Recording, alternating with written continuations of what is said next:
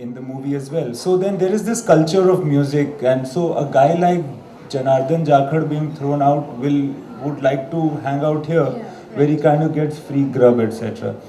Why then when we landed up to shoot over there, everything went astray because we were suddenly told that we can't really stop the crowd. It's everybody's place. You can't say that we are shooting, so don't come.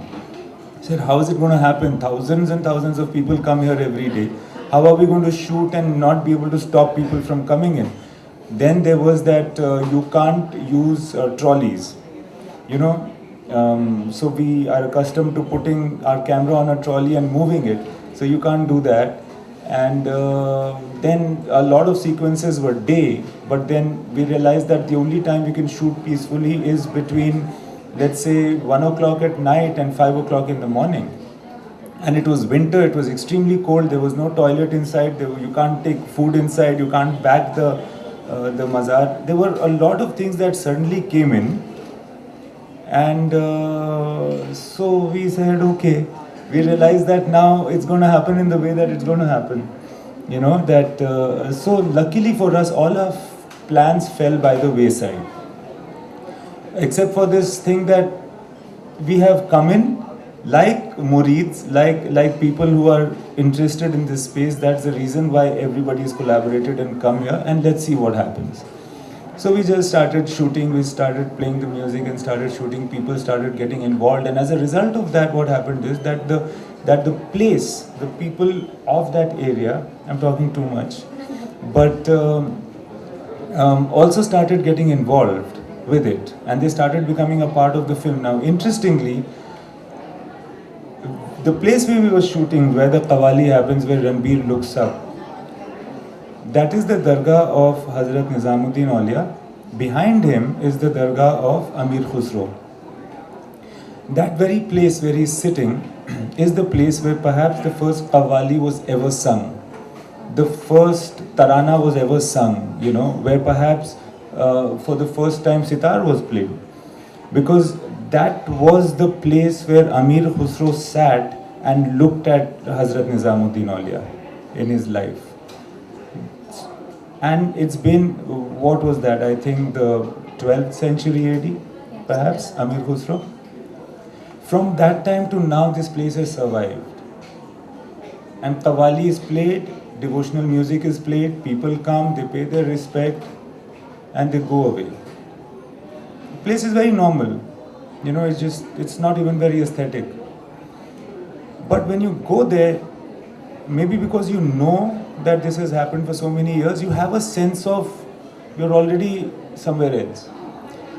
And I'm saying musically, I'm not saying necessarily spiritually.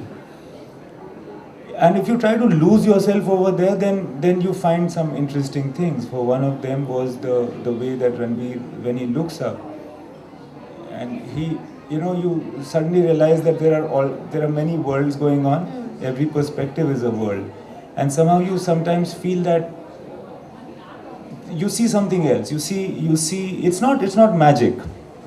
I think music also takes you to a place where you feel that I'm in a different world. What is this around me? Is it really happening or not? You know, which was a theme internally for him. So that kind of thing happens over there. So it kind of. And I don't know, it's so strange. Everybody has noticed it. Everybody has liked it. There is something so powerful about that. Powerful, but also inarticulate about it. Yeah. What happens? I mean, it's just a fleeting exactly moment. You know, it's not as if you linger too much on that particular scene. Yeah. But it's easier to stays with you. It can be done on cinema. Yes. So he's not forgotten. So back to No, you, Chandrima. No, but you know, I think, you know, I sort of think visually a lot. That's the way I write. So there are certain scenes, if I may say so, but there are certain scenes that are there in my mind. And when I'm thinking of those scenes, somehow I'm also thinking of the kinds of music that would make sense in that particular setting. And then I try to put it in words. So if my character is, as you know, there was this excerpt that Imtiaz read out in Paris, for example.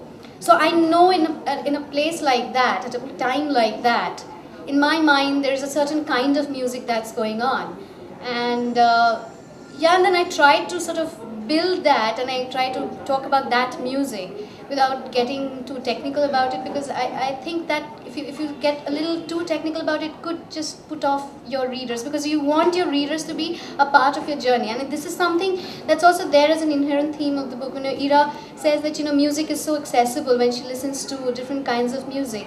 And the her first reaction to classical music and the discipline of classical music is that, you know, it's a higher art. It's perhaps, you know, there's a disconnect at a certain level because it's sort of complex. And so when she's not taught that music, when she's not asked to, when there are no expectations from her, you know, vis-a-vis that kind of music, she finds it easier to relate to. So, you know, that's what I kept that's what kept coming back to me when I was writing it, that, you know, it's something that I would want the readers to enjoy at a certain level. And, you know, I would want them to be a part of Ira's journey, musical journey. So, you know, then, you know, think of the setting, think of her universe and the kind of music, you know, it's almost like a longish music video that was going on in my mind when I was writing this book. Honestly speaking, this towards the end of the book, I keep referring to a lot of songs, there are a lot of lyrics coming in, a lot of verses coming in, you know, and there are tumris and bhajans, and it's all coming together for her. So it's like, you know, it's almost as if I was thinking visually in a certain way, and that's how it sort of came together. Fantastic. Okay, I'm going to ask you a very difficult question next. What are the top three? We'll stick to three. Either songs or albums or musicians who you would say have influenced this book. Oh dear. Nice. Okay. I really can't say top three. You have to No, try. that's not fair.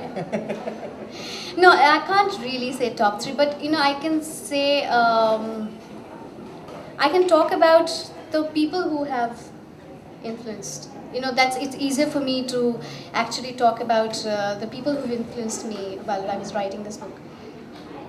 My father, who's a musician himself. My uncle, who's...